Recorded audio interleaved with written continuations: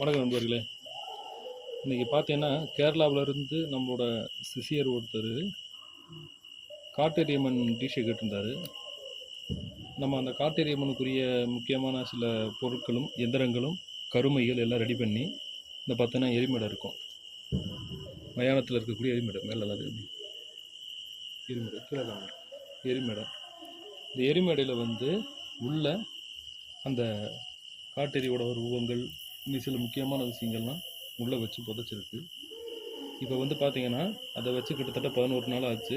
இப்போ நம்ம அந்த பூஜைகளை பண்ணி அந்த காட்டேரியம்மனை வெளியே எடுக்க போகிறோம். கையை வச்சு பாரு, பார்த்து அதானே சுற்றிக்கு நல்லா புரியும். நல்லா சுற்றி பறிச்சு பார்த்து அப்படியே எடுங்க பத்திரமா எடுங்க எடுத்து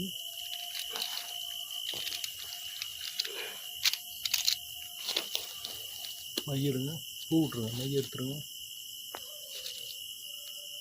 காதோட கருமணி எல்லாம் எடுத்துறீங்களா? இந்த மூடி விட்டுருங்க.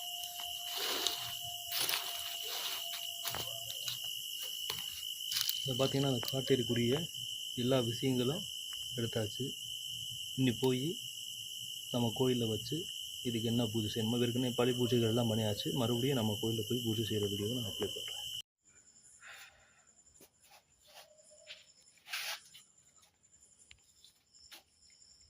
வணக்கம் நண்பர்களே. நான் போன பதிவில் பார்த்துருப்பீங்க நம்ம மயானத்தில் பூஜை செஞ்சதை.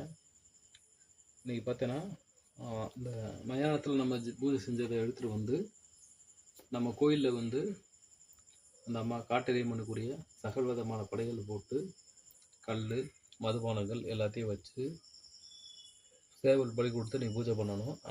இது நான் பண்ணலை.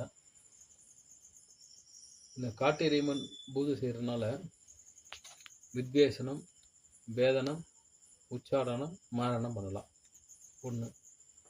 ரெண்டாவது விஷயம், இந்த காட்டேரியம்மனை வச்சு ஏவல்கள் நிறையா நம்ம செய்யலாம்.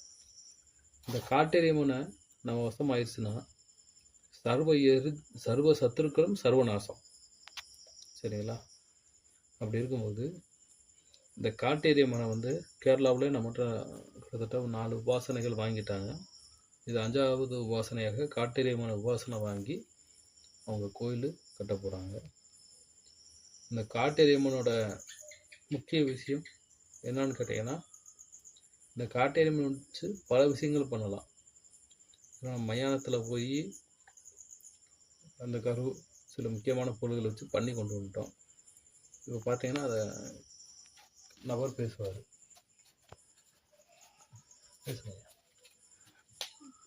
ഗുരുജീവ് ദീപിക്കണം. ഞാൻ നിനക്കിட்ட ഒരു 4 ഉപാസന കിട്ട്. അതിൻ്റെ പക്ഷത്തിൽ നിങ്ങൾ കാട്ടേരിൻ്റെ ഉപാസന പറയുന്നത്. അതിൻ്റെ പക്ഷേ ഞാൻ 3 ദിവസം ഇവിടെ ഉണ്ട്. മയാണം പൂര ഉറപ്പായിട്ടുണ്ട് ഇവിടെ. അതിൻ്റെ പക്ഷത്തിൽ നിങ്ങളുടെ കാട്ടേരിൻ്റെ ഉപാസന എനിക്ക് സത്യവാക്കാണ്. ഞാൻ പരിപൂർണമായിട്ട് ഇവിടെ കിടക്ക്.